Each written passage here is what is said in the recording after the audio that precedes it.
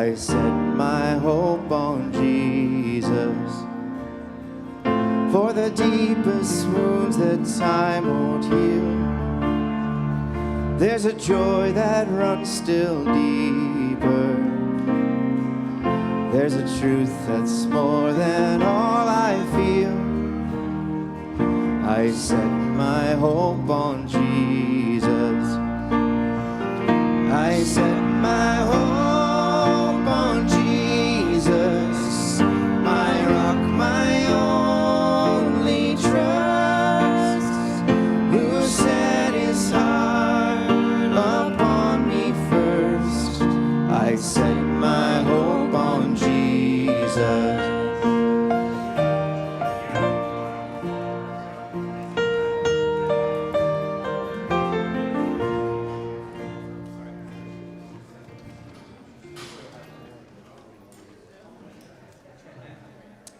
Albert, so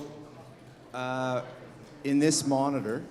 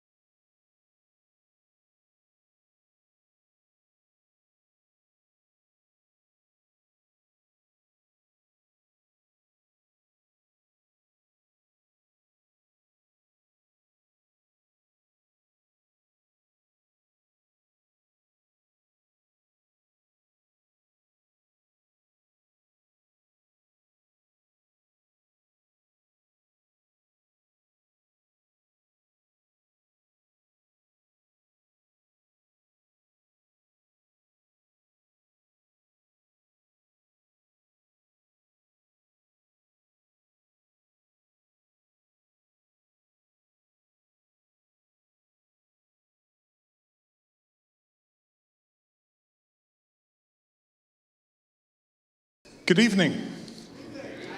Welcome to everyone here, and for those online, welcome to you wherever you're tuning in and at whatever time you're tuning in.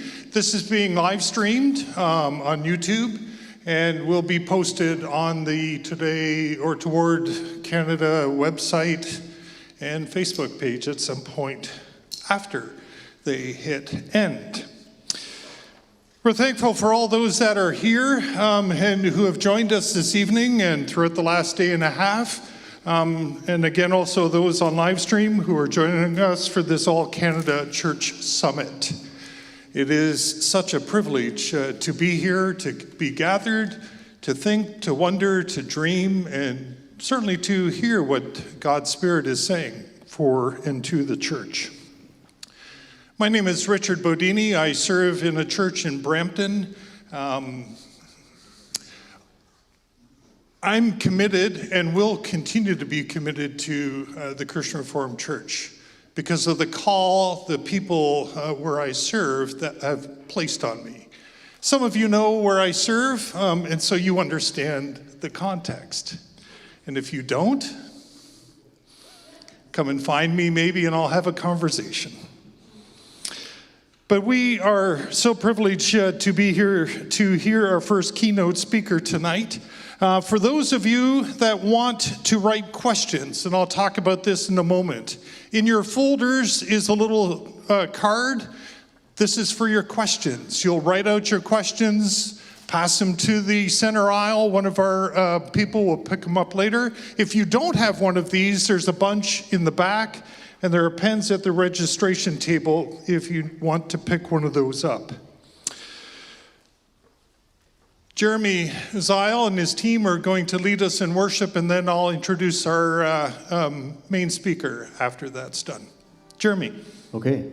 Yes, thanks, Richard. And I wanted to wait until this evening to introduce the teams. Those of you who have been with us since last night have been able to experience the wonderful keyboards of Steve. Let's everybody give him a hand. Welcome, my buddy Steve. And to my left here is the lovely Kayla, who's leading us. We'll lead a couple songs today. And over there is the handsome Nathan, who's just joining us this evening. We're privileged to be a part of this whole event, really. And what's neat is that we approach this with a kind of a big bank of songs, and would be open to the Spirit as the days went on. And so from the talk this morning, I thought that this would be a perfect song to start with. It's called "Bigger Table," as the team sort of said that they've set the table for us, or rather stocked the cupboards. So I'm going to ask everybody to stand for the first song. You'll have an opportunity to sit for a couple, and let's bring our worship to God here. 1, 2, 3, 4.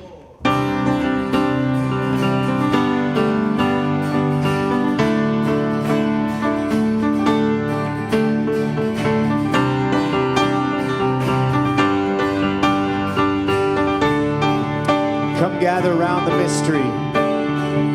Come gather round the mystery of love in our broken history. I'll sing it to start. Where grace heals the fault lines in me, time and time again. It welcomes me in to a house for the hungry, a well for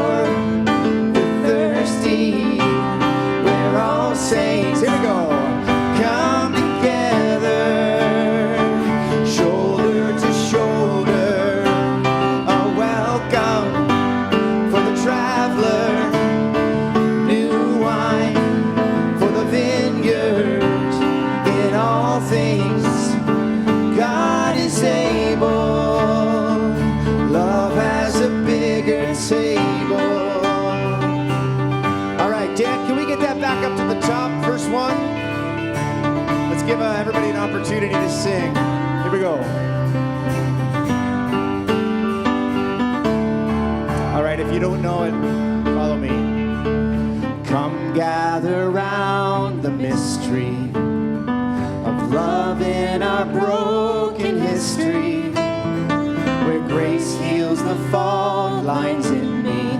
Time and time again, it welcomes me in to a house for the hungry, a well for the thirsty, where all saints come together, shoulder to shoulder, a welcome for the traveler, a new wine for the vineyard. In all things, God is able. Love has a bigger table.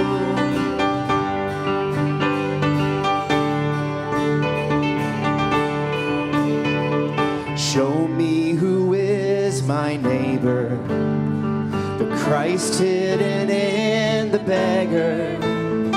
'Cause love doesn't meet a stranger, love calls them friend, welcomes them in to a house for the hungry, a well for the thirsty, where all saints come together, shoulder to shoulder, a welcome for the traveler, new wine for the vineyard. In all things, God is able. Love has a bigger table.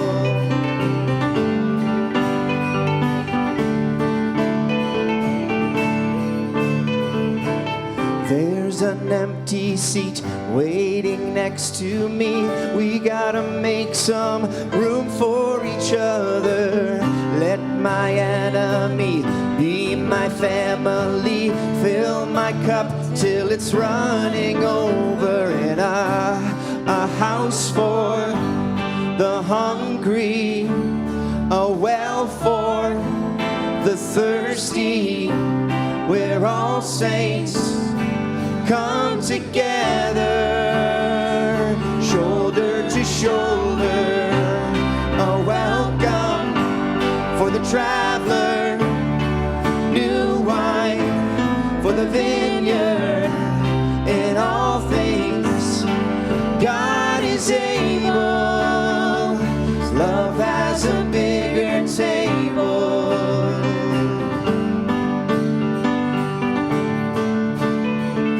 Love has a bigger table.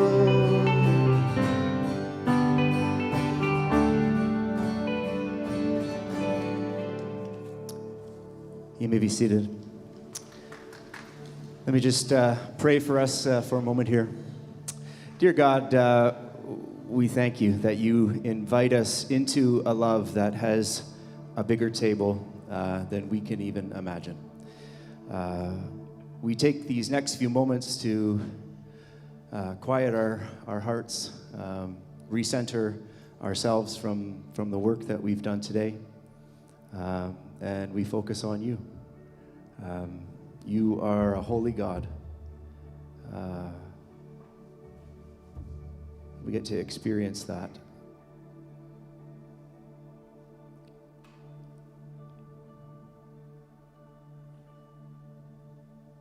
We thank you and we love you.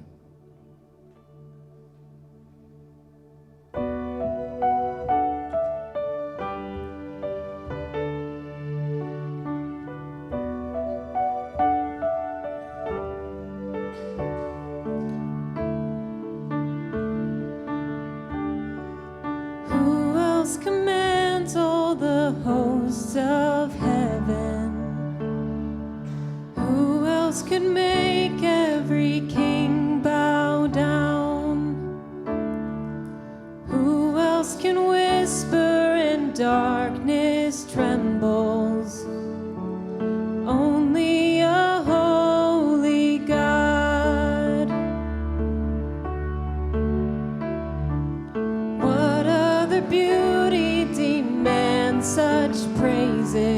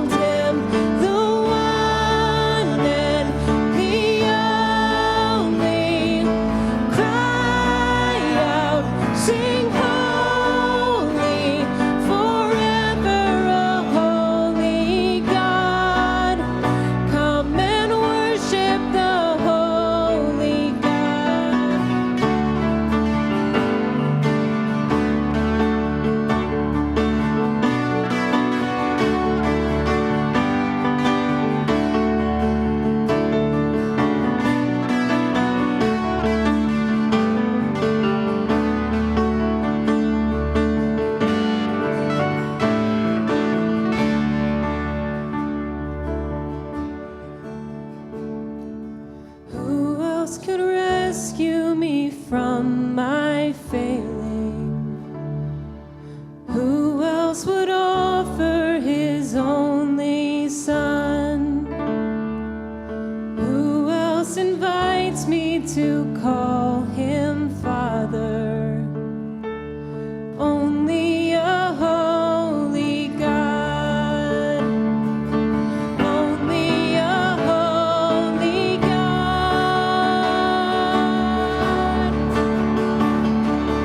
Come and behold him, the one and the only.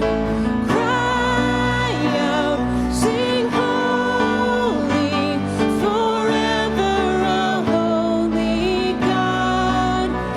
Come and worship the holy God. Come and behold him, the one and the only. Cry out, sing holy, forever a holy God.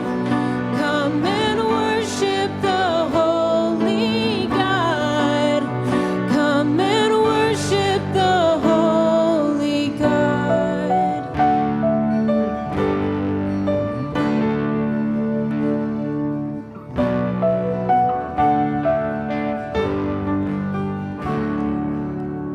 I just want to give us an opportunity to sing that and just hear each other's voices.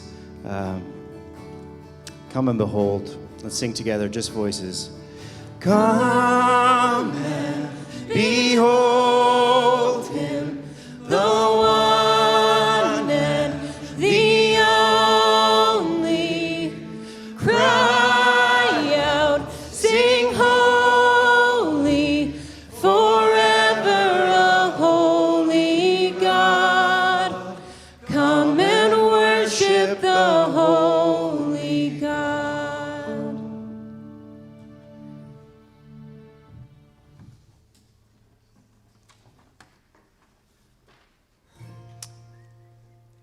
This next song is called I Set My Hope on Jesus, hymn for a deconstructing friend.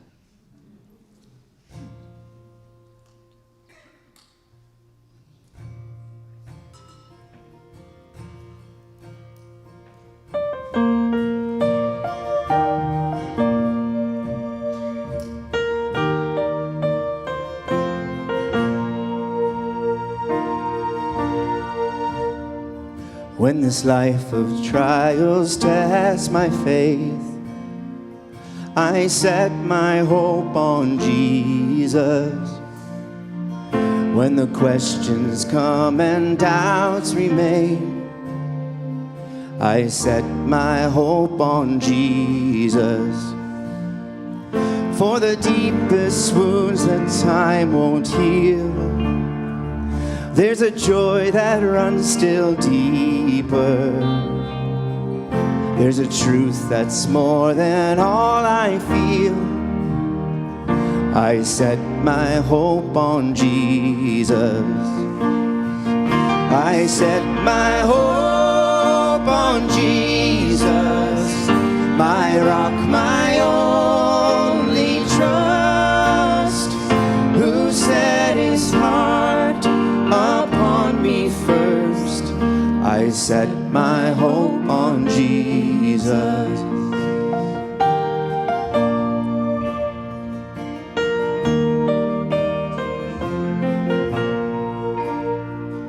Though I falter in this war with sin, I set my hope on Jesus.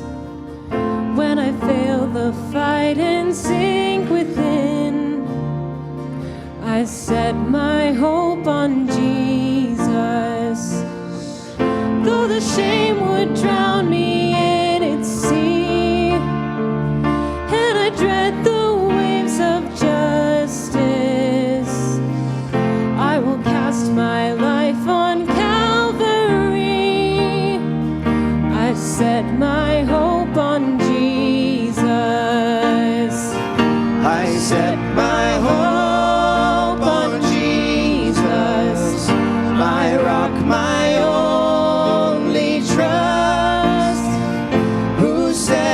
is hard upon me first, I set my hope on Jesus.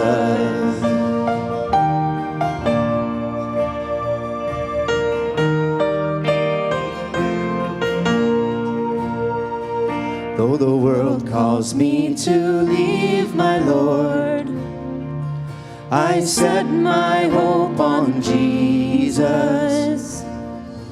Though it offers all its vain rewards, I set my hope on Jesus. Though this heart of mine is prone to stray, give me grace enough to finish, till I worship on that final day. I set my hope on Jesus. I set my hope on Jesus, my rock, my only trust, who set his heart upon me first. I set my hope on Jesus. I set my hope. I set my hope on Jesus, my rock, my only trust, who set his heart upon me first. I set my hope on Jesus. I set my hope on Jesus.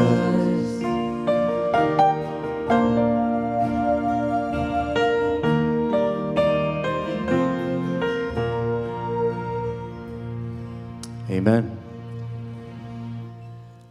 We're going to end off this set and then turn it over to our speaker with the song that we introduced last night and this morning, Here I Am, Show Me the Way.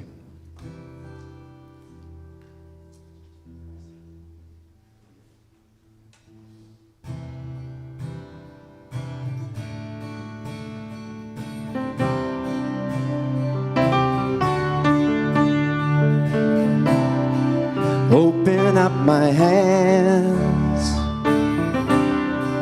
open up my heart,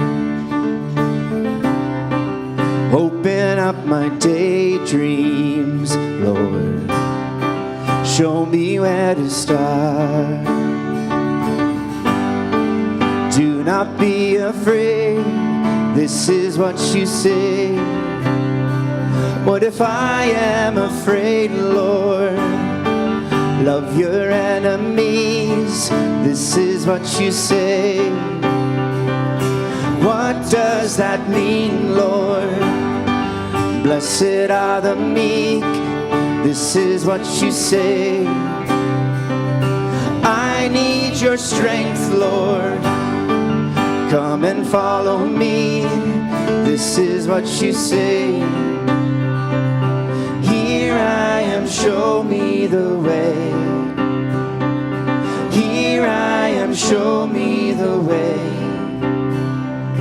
Here I am, show me.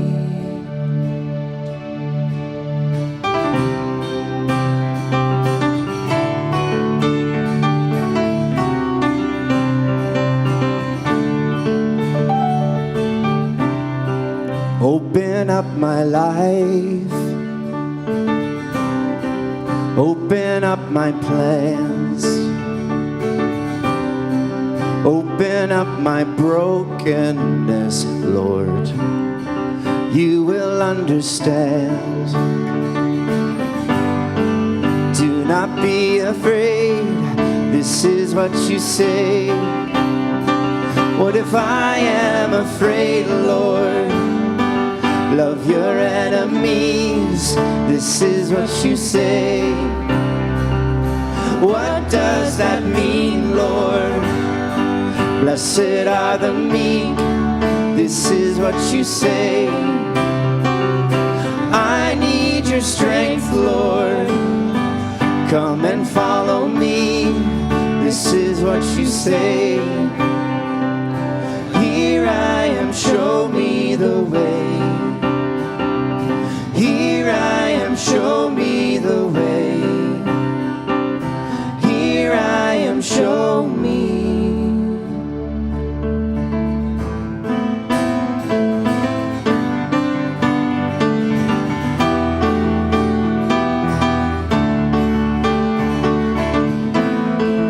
I don't know what's coming, I don't know what's next, but I know you're with me in a time like this. I don't know what's coming, I don't know what's next, but I know you're with me in a time like this.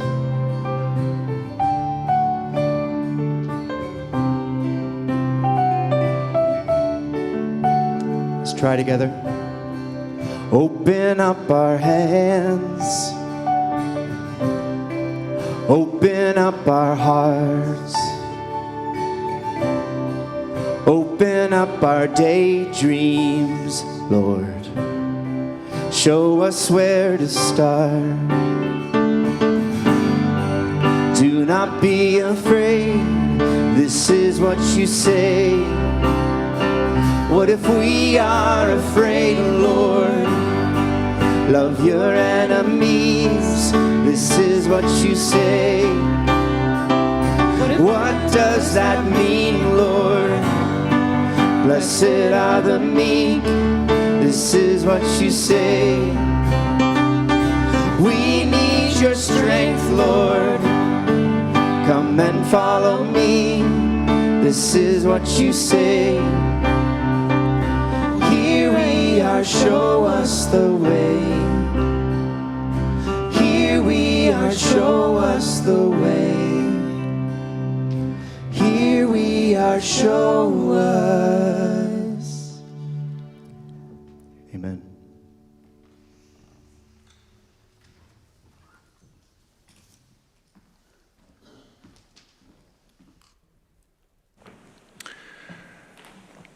So as I said, welcome. It is so good to see all the new people that are here, that are visiting this evening. Some have traveled a long ways just to come to join us together to listen to Dr. Melanie Humphreys. If you have questions, use the little cards. There's cards at the back, there's pens at the back, the cards are in your file folders. So write the questions, move them to the center, and volunteers will bring them up to the front. And at the end of the keynote, I'll read some of the questions and hopefully we'll get through them. For those on live stream, use the chat, type your question in there, and I'll get a text message. Like I just got a text message, there's 95 people watching online. So there you go. And we'll see how much time we have. We'll see what God gives. Dr. Melanie Humphreys has journeyed far and wide through the academic world, learning and sharing, growing and experiencing in wisdom and knowledge along the way. She is in her 13th year serving as president of the King's University in Edmonton. Story is a way of teaching and learning from those who have journeyed before us. Story provides useful, that's not really a good word. Story provides gracious, merciful, compassionate tools that we can put into our toolbox to help us navigate change, to build something new, or to show us where to start, to show us the way.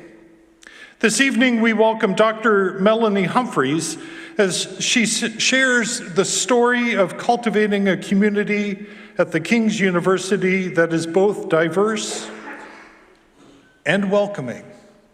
Please welcome Dr. Melanie Humphreys.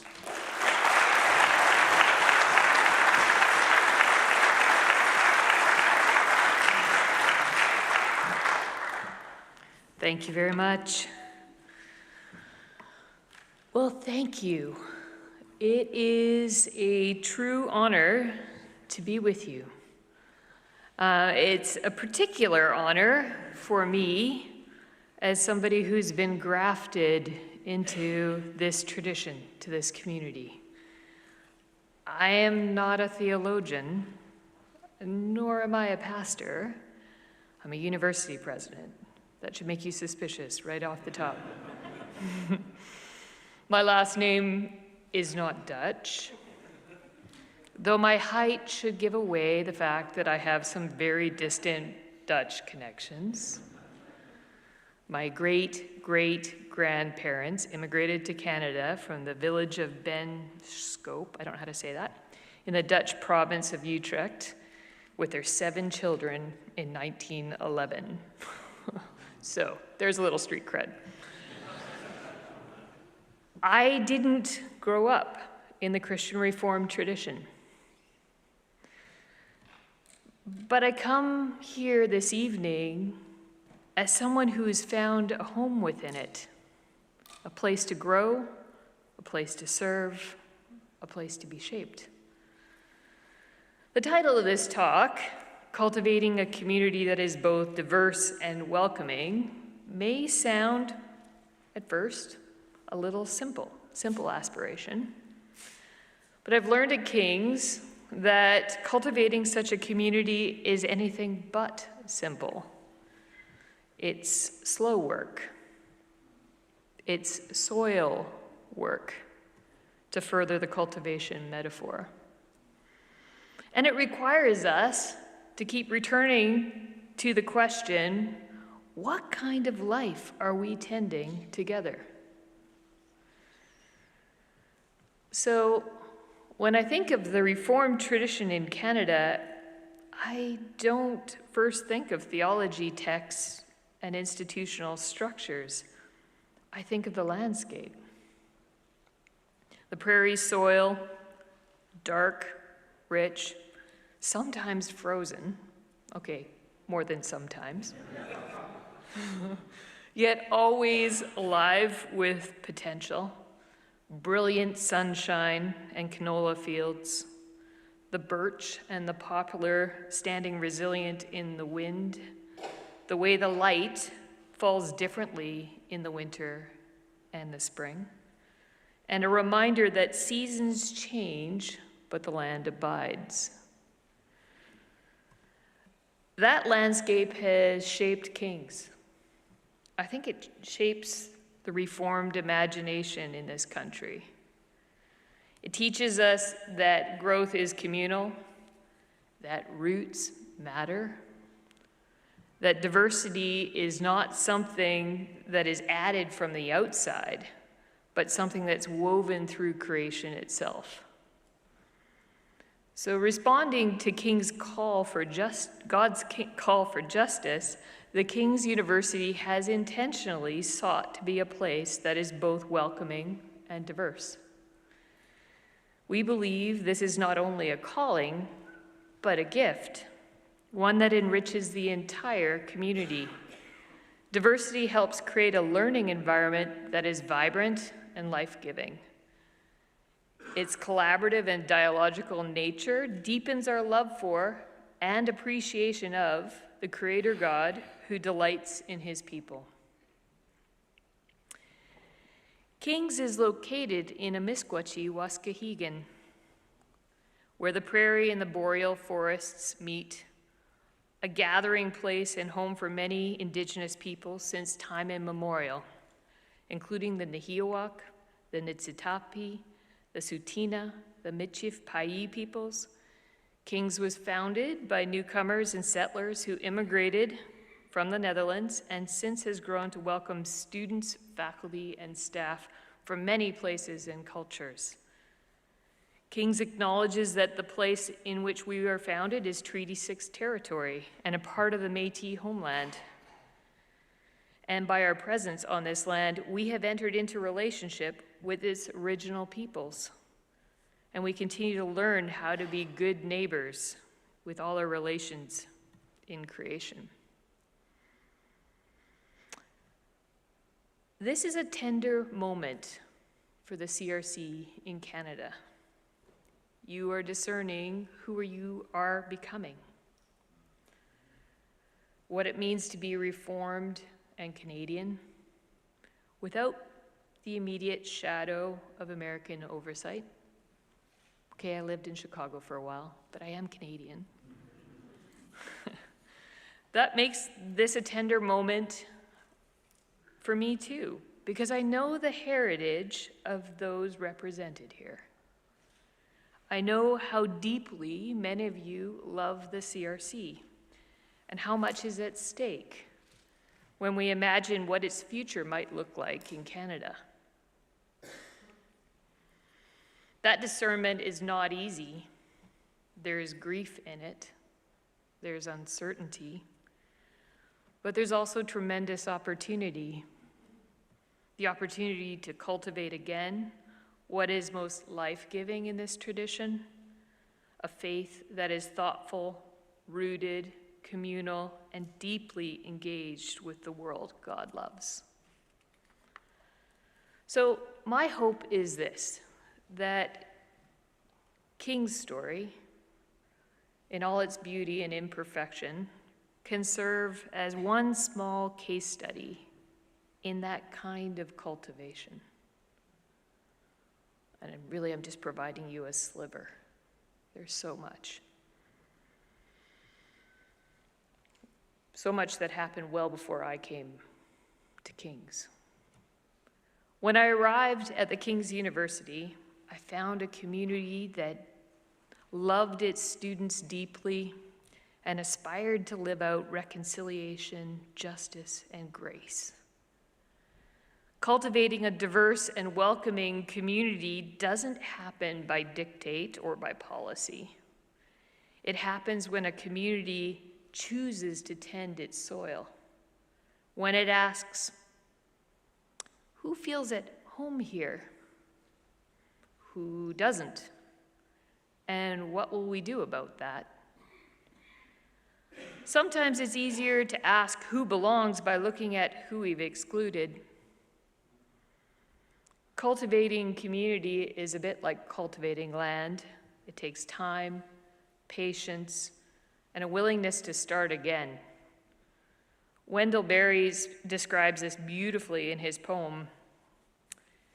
I go by a field where once I cultivated a few poor crops. It is now covered with young trees, for the forest that belongs here has come back and reclaimed its own.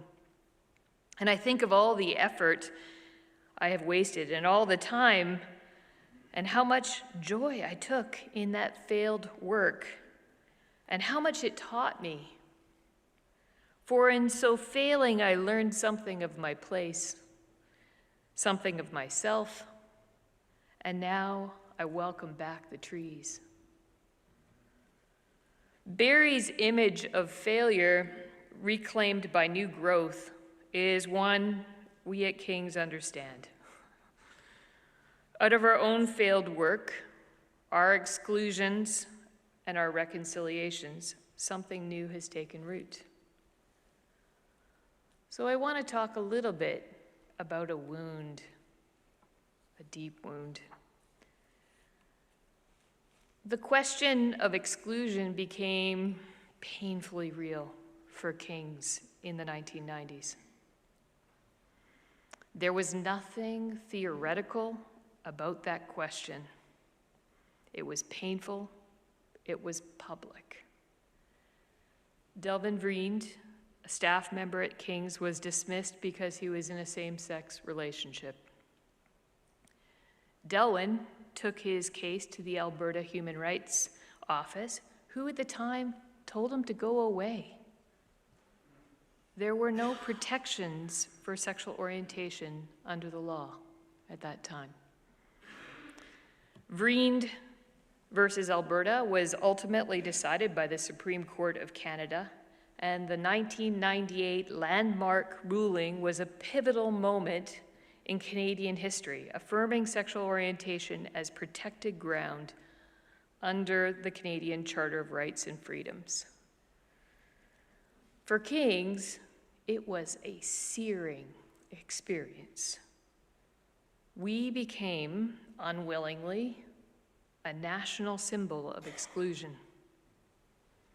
Our community wrestled with the shame, the division, and the deep theological tensions around this for years. And yet, in God's strange mercy, the Vriend story became a mirror. It forced us to confront not only our policies, but our posture. How we held conviction and how we practiced compassion. I wrote about the process of coming to a statement on inclusion in an article titled Belonging, a Journey Towards LGBT plus Inclusion at the King's University. But I don't really want to focus on that. What I want to focus a bit is perhaps on a lesser known redemptive part of the story, because it keeps on unfolding. In May 2024, I attended a premiere, a premiere of the documentary Pride and Prejudice, the Delvin Breen story, produced by the Edmonton Community Foundation on the 25th anniversary of the Supreme Court decision. I was invited to participate in this documentary by Doug Stollery, former lead counsel for the case. So I had no idea how kings would be portrayed when I walked into that theater. They hadn't shown me the documentary. I just knew that I was in it, but I had no idea. So here I'm walking into a theater with 500-600 people. It was an awesome, incredibly vulnerable feeling walking into the theater. But the Edmonton Community Foundation and the gay community chose mercy. Chose mercy. Kings was portrayed as providing the occasion for the case, yes, but the moments in which Joachim Seger, emeritus faculty, and I appeared were sympathetic. At the end of the documentary, the moment the producer highlighted was one in which I expressed our deep shame as a community and our sense that we had somehow failed Delwyn and that we were sorry. After another showing of the documentary this month, I received this email from a King's supporter. As a King's alum and ongoing supporter, I was proud of the journey King's has taken and the way you were able to portray that in the film.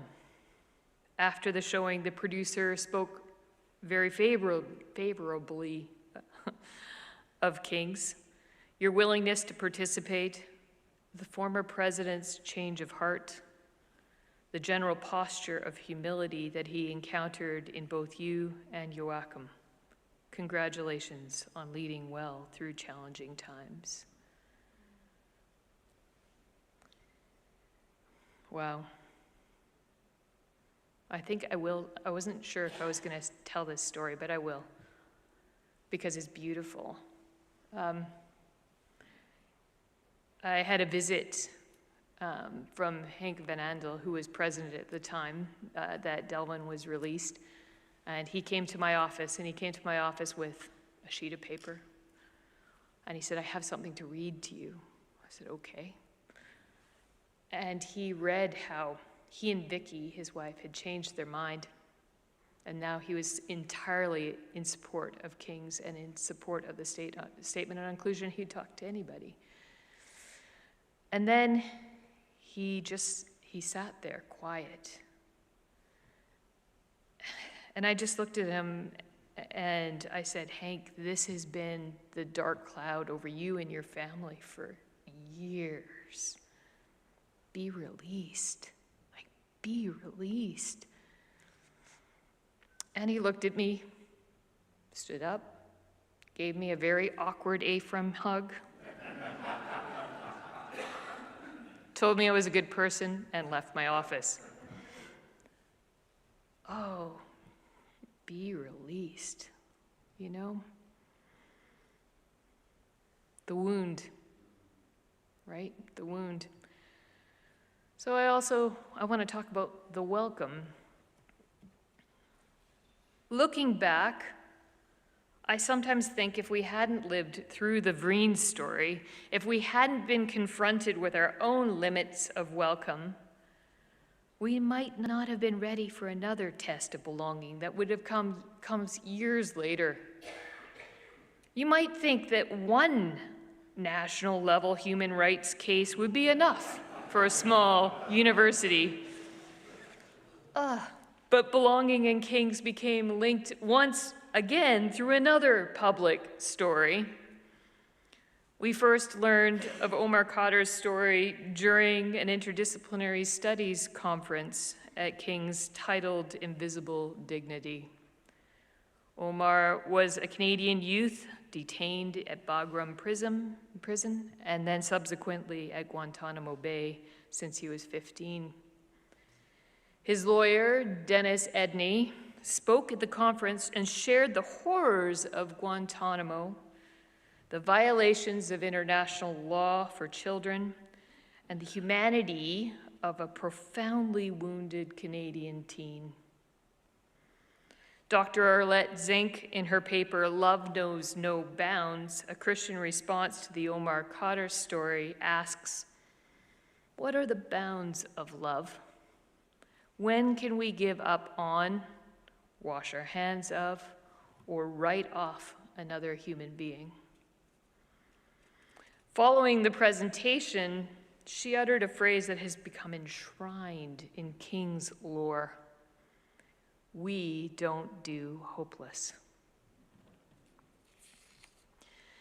Our students, naturally, were inflamed by the injustice, and our choice was to stop and help or to walk on by. Kings stopped. Years later, when asked by Dennis Edney in Corrections Canada to provide a letter of admission for Omar as part of his bail conditions, I agreed. And Kings once again found itself in the public eye. But this time our posture was different. We didn't begin with fear. There was a little fear, I must admit. Just a little.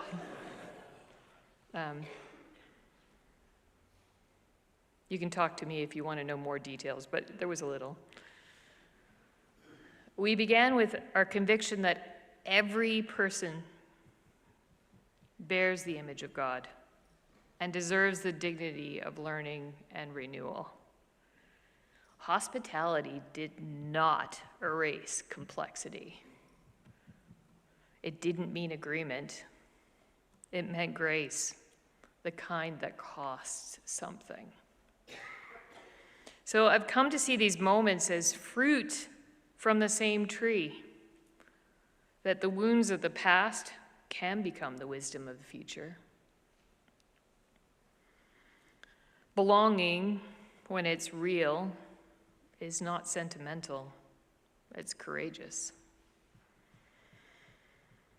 So I want to talk about the practice. So these wounds, these experiences, the wound and the welcome, changed us. They invited us to move from reaction to reflection, and from reflection to reformation. But what about ordinary time? The two stories I shared were anything but normal, or were they? Following the premiere of Pride and Prejudice, a community member told me she was upset that it was Kings that had been caught in that moment. She said it was the law. She said it was the times. There were others who weren't welcoming. Still some aren't. And then she paused and added, but maybe it was because it was Kings. I don't know another institution that'd be willing to do this work. I don't know if that is true.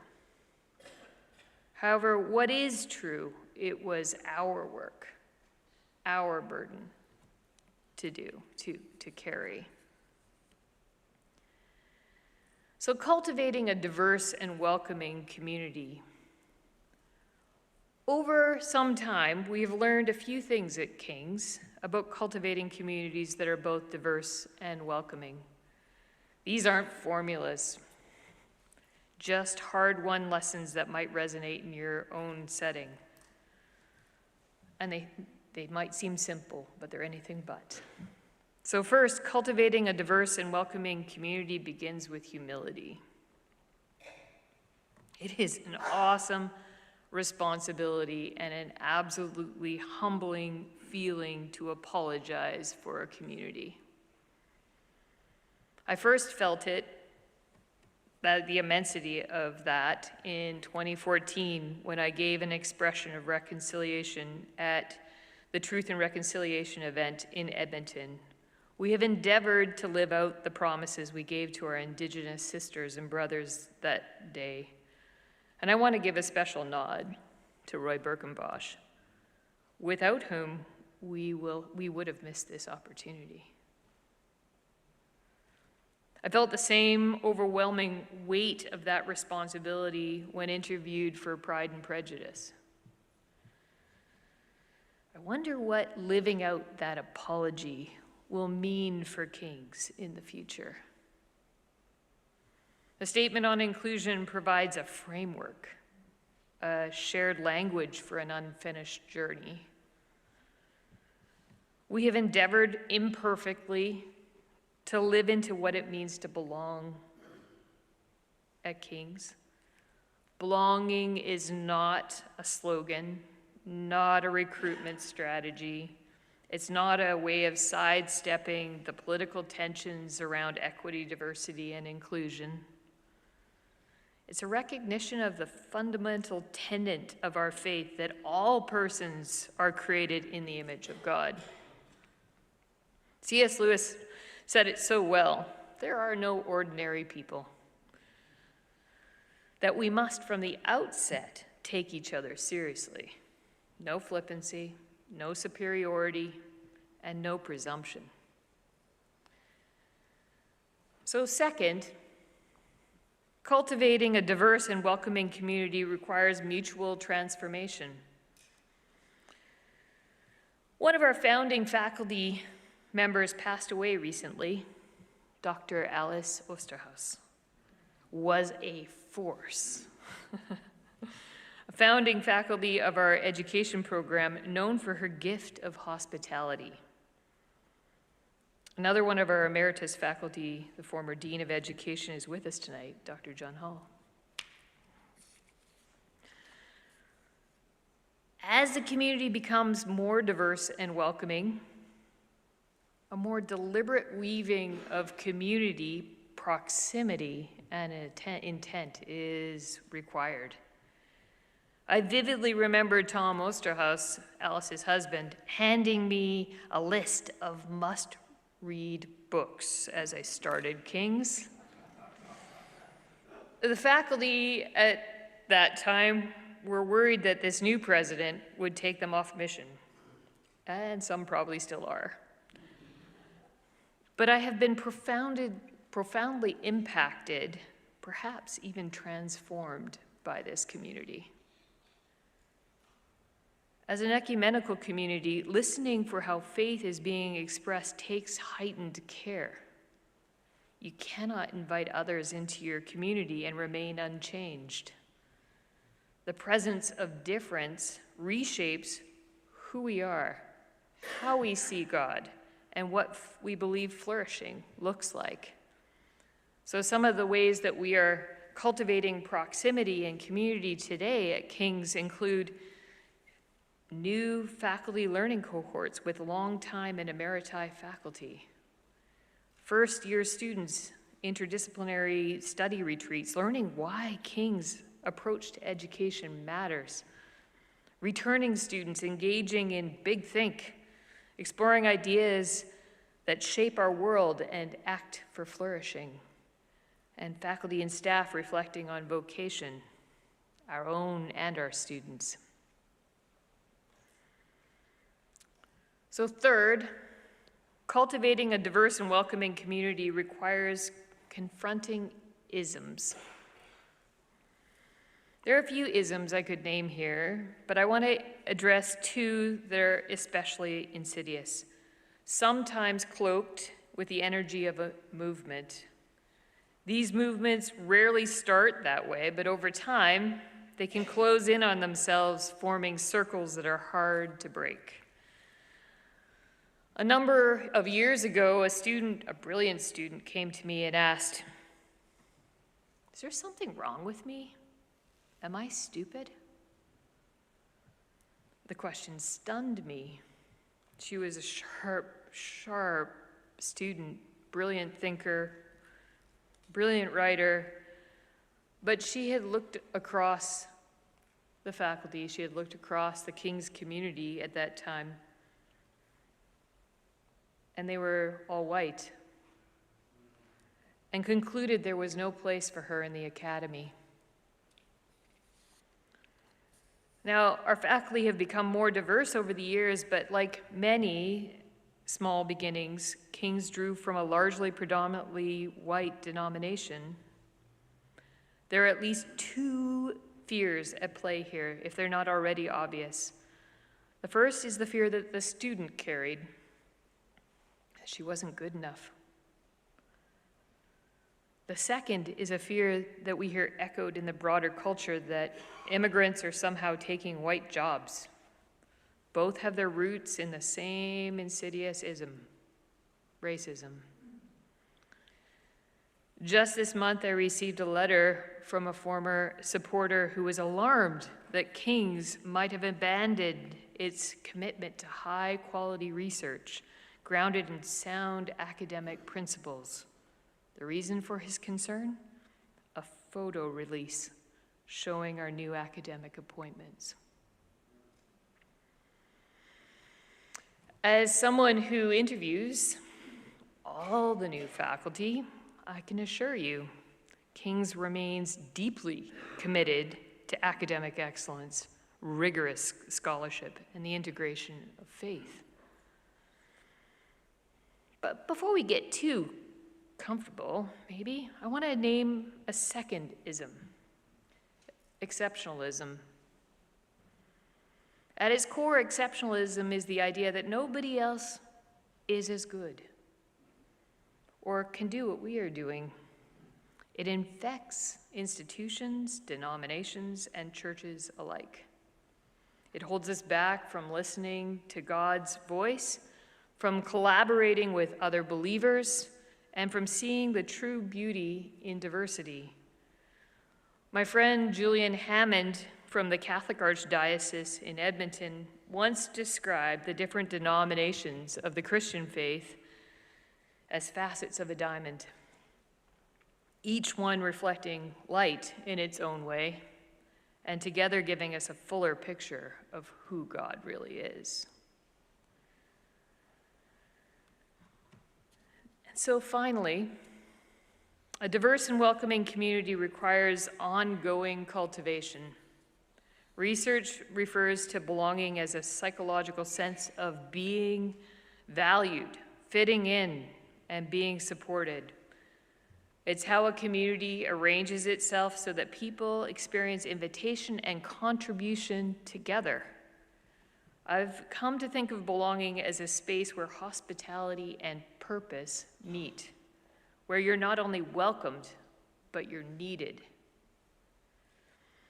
At best, King's is a table. Not perfect, but open. A table where stories can be told, differences held, and hope practiced. The work of cultivating a diverse and welcoming community is never finished. But when we make space for others, we make space for God's Spirit to move. And like the poet, in all our learning and unlearning, we too welcome back the trees. Thank you.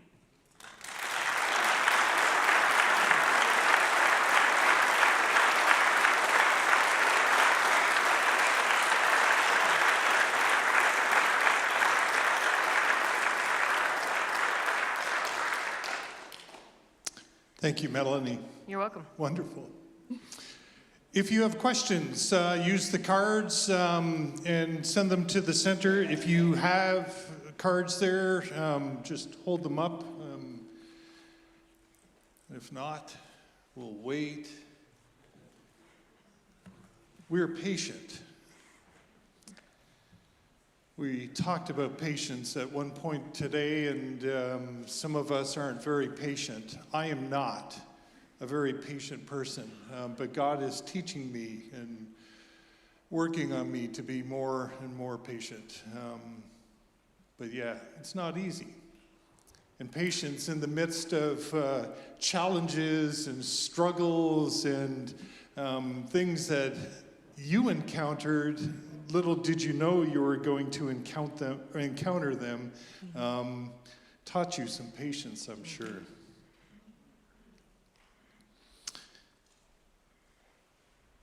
Oh. Someone says, a beautiful image, an open table. You want to talk about that? Well,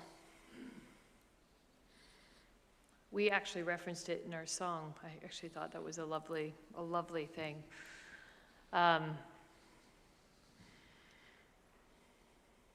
Yeah, there's a number of different things that come to my mind immediately. One of my favorite practices post-COVID was to have people come and just have soup at the president's table together as, you know, let's have conversation about things, then just open up the conversation. But I think there's many ways that a table is referenced, the idea of the Lord's table, but it's also this idea that we need to have a long enough table for everyone to join us. Yeah, I think an open table, sometimes tables can be just these little places and not actually a long table, which we sit next to people we don't know. I think we need to sit next to people we don't know.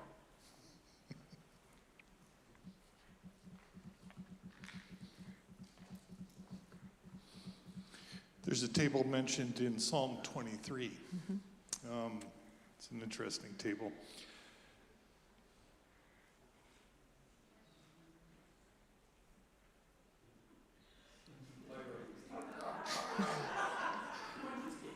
Yeah, see, I'm trying to read a professor's writing. Nice. Well, what's that? What's that say, Rudy? Donors. Donors. Rudy, we need to sit down and chat, and we'll work on some penmanship afterwards. I was the last person in my class to get a pen. I had to practice penmanship over the summer in between grade 3 and 4. We like to be honest here as well. Sometimes we hear that progressive views are not appreciated by donors. What is your experience? Well, you know, when the board deliberated, the King's board deliberated around the statement on inclusion, there was definite understanding around that board that some might not take the journey with us, right? And truthfully, we did lose a major donor, but we also gained other donors. And so, there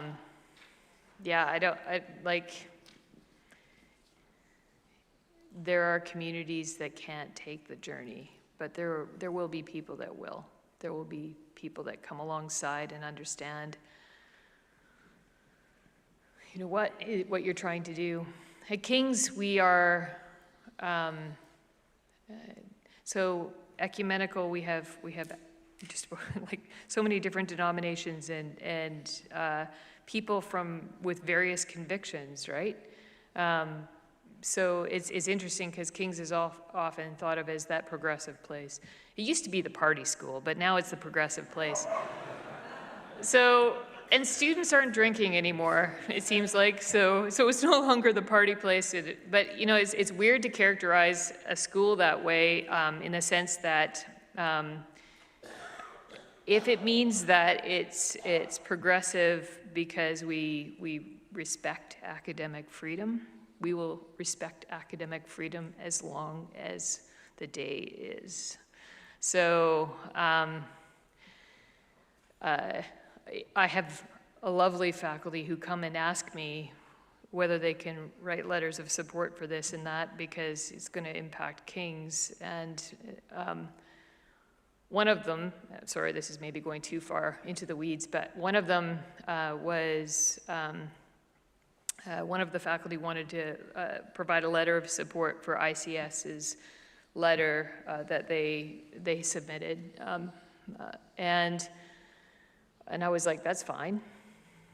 Provide the letter. Well, it might hurt Kings. Well, pretty much everyone knows where Kings is, and if they need to come talk to me, they can. So I find that there's people with a variety of convictions at Kings, but we agree to live within an understanding of the Statement on Inclusion, and I think that's a lovely thing. Was there ever a time when your supporting community disappointed you? Oh. You can say pass, and there's a couple of other good ones. Not to say that that isn't good, but... Oh, you know, that's a hard question. I think it is a super challenging thing to be a small liberal arts and sciences university today. Not that it was ever easy, probably, but there was a whole bunch of confounding factors post-COVID, right? So churches didn't come back in their full strength because people didn't come back to churches in the same way. Also, you know, with the difference in the splits within understanding and churches dividing and all of that, it's left Kings kind of vulnerable in terms of donations. So you work really hard. So sometimes I'm surprised when a community says, oh, we're no longer going to support Kings, because I think we're being very, very honest about, we integrate faith, I don't know, I don't feel like we're much different than we've ever been, but sometimes that's a bridge too far for some communities, and that's disappointing, because I wish they'd come and talk to me rather than just whisper about it. Like, let's have a really good conversation. It's not even so much the donations, except for, like, you see that support kind of, like, is it the same? Like, are people not engaging in these conversations? Or are they talking about what they think Kings is about and not talking with us? That's disappointing, I think. 13 years of freshman students, exclamation mark. What can local church pastors better do to prepare church youth for that next step and for greater diversity? Yeah, 13 years of freshman students. I love this age of students and all of their questions and all of their pushback and kind of awkwardness sometimes.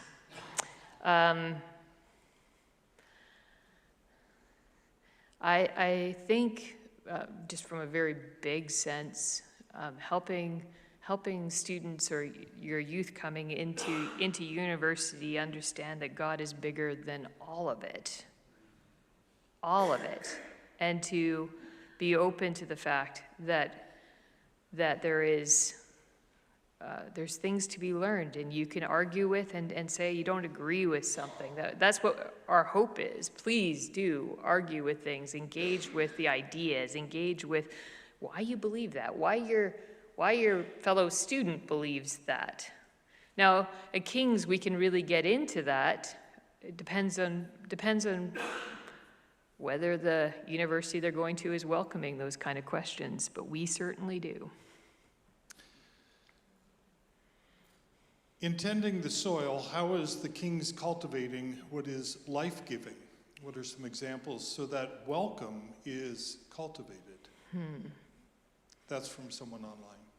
Well, that's a great question.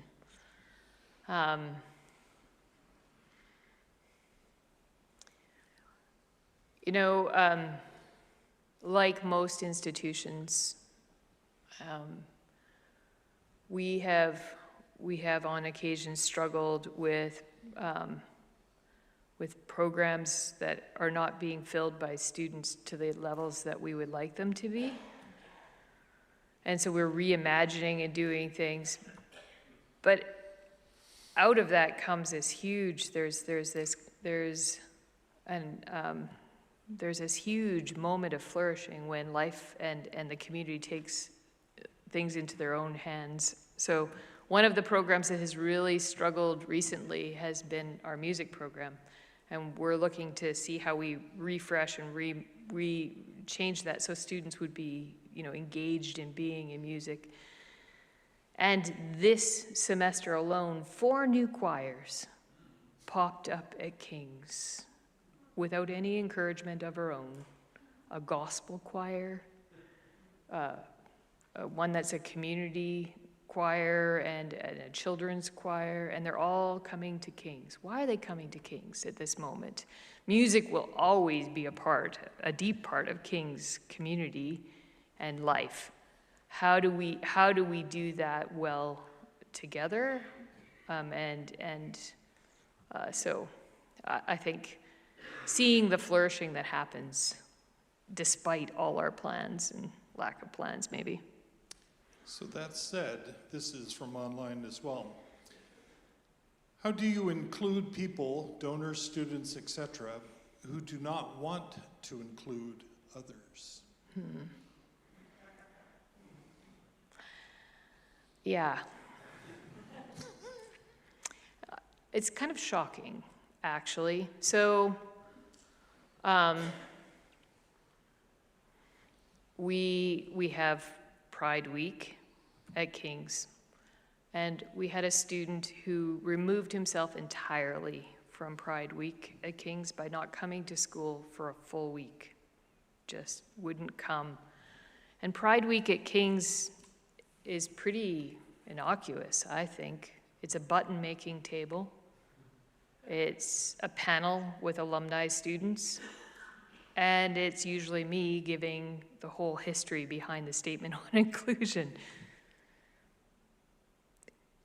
The issue is that you're going to meet some of these people and challenges and in your life and in your work, and how can we help you? You're gonna have to engage somehow. This isn't a threatening thing. So I think we do that really well in our classes. I think faculty do this really well at helping students engage through what they're thinking. We do this very deliberately in terms of how we engage our first-year students. So first-year students, instead of being a part of conference right now, they go to a retreat together, and they get all put into groups, and they start to talk to people they never thought they were going to talk to. So start right from the beginning, I think. Yeah, you can't make somebody, but we provide every opportunity for them to listen, engage. 2 questions, sort of related, connected, both online. Can you talk more about the consequences King's has faced, and how has King's welcoming posture been received among pure Christian college communities? Ooh. So the consequences,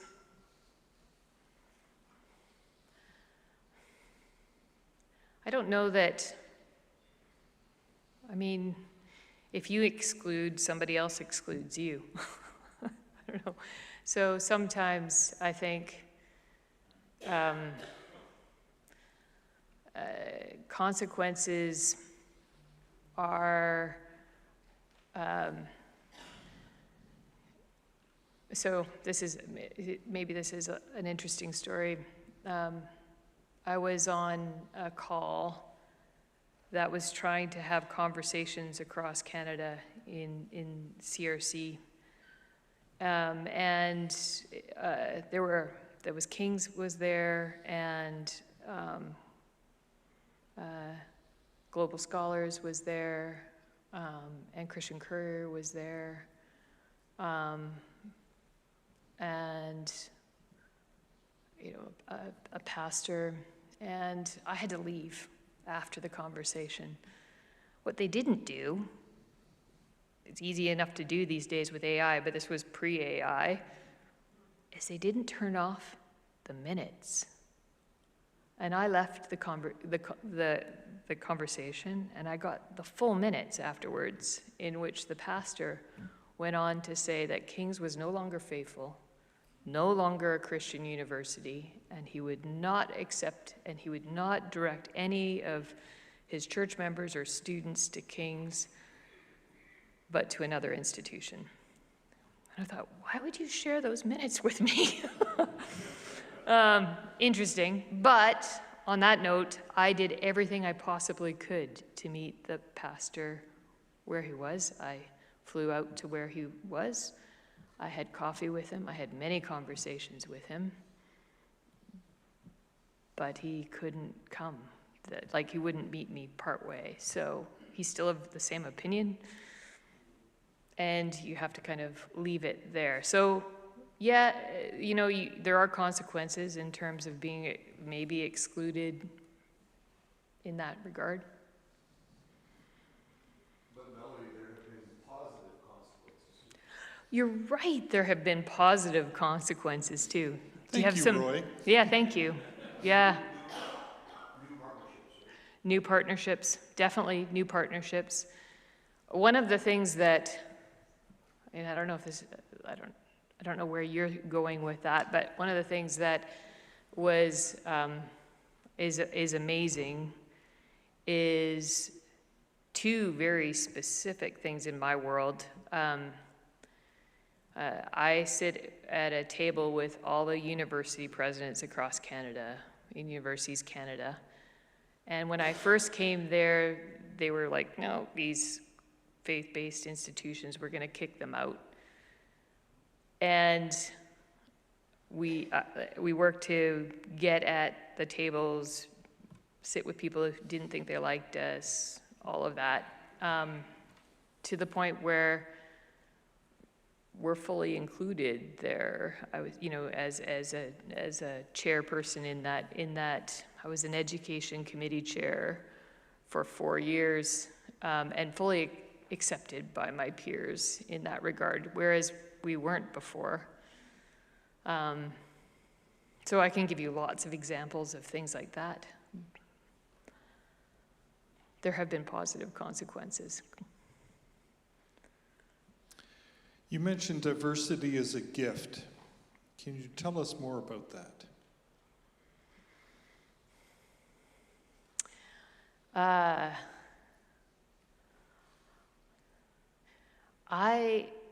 I'm a super curious person, always trying to learn something. And it's a deeply humbling thing to go and be in a culture where you don't either understand the language or understand anything, and you have to actually receive help from someone else. I've had many opportunities to do that in different places, and you learn to receive in a different way. To receive other people and their gifts in a different way. So you see that God's work and plan, I think, is far larger than your own, which is a very good thing. Yeah. I think that's all I want to say there. If you had to give one piece of advice for a brand new baby faith organization,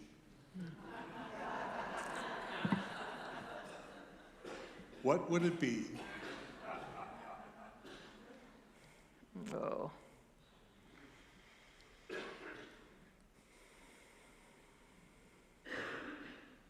Don't shut down conversation.